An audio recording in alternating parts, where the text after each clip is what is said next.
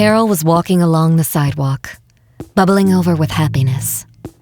She had been waiting for this for so long, and now it finally happened. She was invited. She walked quickly, stepping from the curb to the lawn and back to the curb.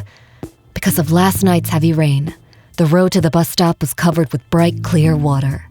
The air was also bright and clear today, and people seemed to be smiling. Carol was happy on her last morning. When Carol got to the bus stop, she stopped a little afar. She did not want to stand just right at the bus stop. The people there seemed unpleasant to her. A terrible, half-drunk old man was trying to befriend a fat dog on a thin leash. Why would you feed the dog so much?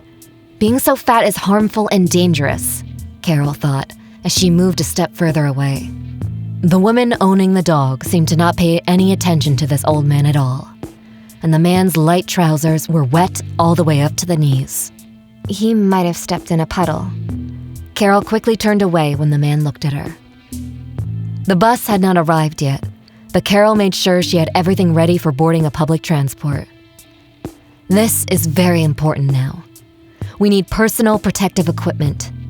Frankly speaking, Carol was very much worried about her personal protective equipment. She was always committed to ensure that all the necessary things were always on her. You never know. If suddenly there's a threat to her personality, she is always able to protect herself. When Carol's bus arrived, she got on it 100% protected. She sat down by the window, took her sunglasses off, and put them in her bag.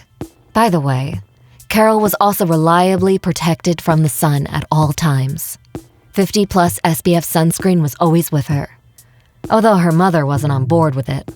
Carol, you are way too young for this cream. What does she know, Carol thought, as she smeared a thick layer of lotion on her face and arms. We should be protected from the sun, Mom! After the lotion, she put on sunglasses and a cap with a wide visor to protect her eyes and head. This morning, Carol was also wearing sunglasses and a beautiful turquoise cap. A day later, this cap will help identify where Carol was this Friday evening. One ticket, please. As she turned around, Carol saw the same wet man sitting down next to her. Although the bus had plenty of empty seats, everything would be fine, but he was not wearing personal protective equipment. Carol turned away. Outrageous! How dares he? He doesn't care about himself or anyone else. Because of people like him, we cannot defeat the infection. Why don't you just stay at home? Uh-oh, I think I can't breathe, Carol thought as she looked at the window. She tried to breathe as little as possible. It was getting stuffy. The air became thick and hot. The woman with the dog was sitting at the end of the bus. Carol looked at her and happily stated to herself, well, at least they're far enough for me. Carol liked dogs, but this one was too fat for her liking. We must protect our health and the health of our pets. The smart answer Carol gave to her mom when she was feeding raw fish to the cat that was eating exclusively healthy dry food, and the cat was always sick after the fish. Carol looked out the window. The hot air coming from the man choked her, and she felt like she got into a dense bubble and was unprotected from the air exhaled by an unpleasant man. The man sneezed. Carol could not handle it. I can't breathe anymore. I need to get out. Carol stood up fast, and turning her bum towards the man, she began to squeeze by him. When stepping on his foot, she did not apologize. She was furious. Serves you right, thought Carol, and quickly walked to the back of the bus. The woman looked at Carol and turned her head towards the window. The dog stretched and started to sniff the air. Dogs always do this when they smell something. This dog feels that the bus is full of infection. Phew, so stuffy. Carol felt sick. Swallowing the stifling air, she stepped down closer to the exit. She felt a lump in her throat. Stop! Carol yelled. The bus stopped. She quickly jumped out into the street and almost knocked down a kid with a skateboard in his hands. The bus left. When you're so hungover that your hands are shaking, it is difficult to hold anything. Even a pen. It jumps out like a slippery fish, spins like a pole dancer. Jack put a clumsy signature on the paper and looked up at the cashier with filmy eyes. All done, miss. Thank you. The cashier counted the money and slipped it into the sliding box. Have you read the terms of the loan, sir? Of course, miss. Have a good day. Of course, Jack did not read any terms because the letters tripled in his eyes. His throat was dry, and he really didn't care about all this scribbling. Jack was happy that he managed to get the cash so easily, and he absolutely did not care about what would happen tomorrow or in a month. Now is all that matters. And now he's headed to the nearest store to buy a couple of bottles to savor all the joys of this warm day. As Jack was walking, he tried to focus. He looked at his feet, then at the trees, houses, people. At first, Jack had 4 legs and 2 roads.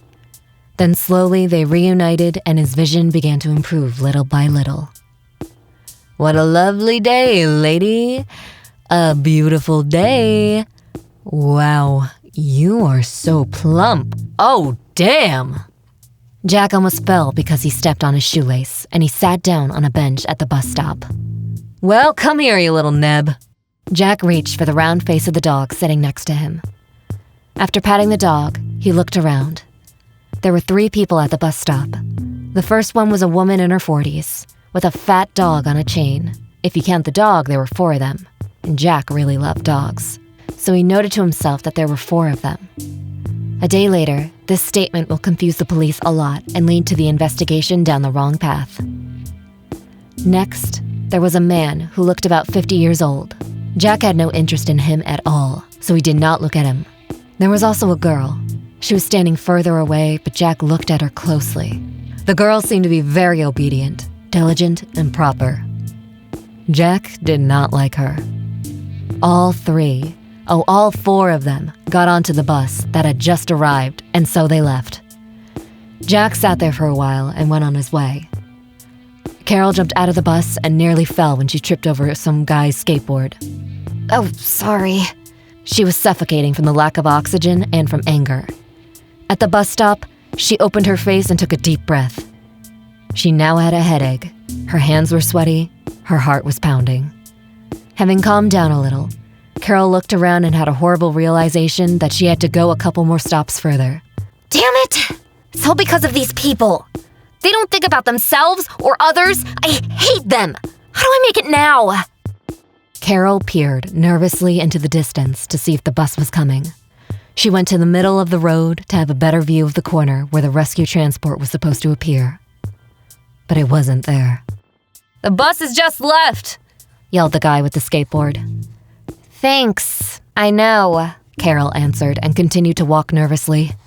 At the bus stop, she felt unprotected. She took out her sanitizer and sprayed it a couple times on her palm. A pungent smell appeared. Carol sneezed. There! I caught an infection from this man. What do I do? What do I do? What do I do? If I'm late, that's it. I was really preparing for this. Maybe I should just walk? Yes, it's just a couple blocks and a bridge. No! There's not enough time! Well, where is the bus? Carol nervously walked around the bus stop. The sun warmed her head. It seemed like it was going to split apart. Carol took off her cap and put it on the bench when a voice called out to her. "Young lady, do you need a ride?" Carol stopped. She turned around and saw a silver car and a young man driving it. Or maybe not so young. Carol could not determine his age exactly, and she couldn't see how he looked either. The man was wearing personal protective equipment. "Get in, young lady. The bus is not coming for a while."